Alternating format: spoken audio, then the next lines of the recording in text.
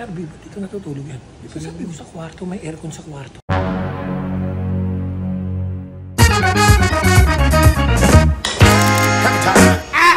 RB, dito natutulog yan. Sabi mo sa kwarto, may aircon sa kwarto. Ano kasi? Mas komportable siya. Ano nga? Mas komportable siya dyan, boss. Sa kwarto ko pinatutulog yan eh. Kasi nga doon naka-aircon eh. Gusto niya, boss, electric fan. Hindi siya sanay ng aircon. Tingnan mo sa labag natutulog.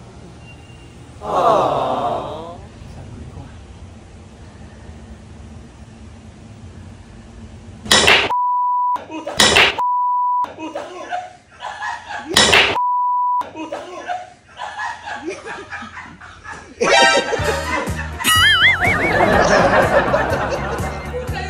Sa ka pinatutulog, dahil mo naka-aircon.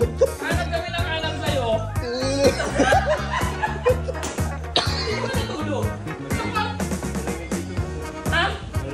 Ano? Malamig dito sa aircon. Doon kayo sa kwarto pinatutulog eh. Kakain na! Boss! Pag-isip mo, kakain ka na lang. Kain na, boss!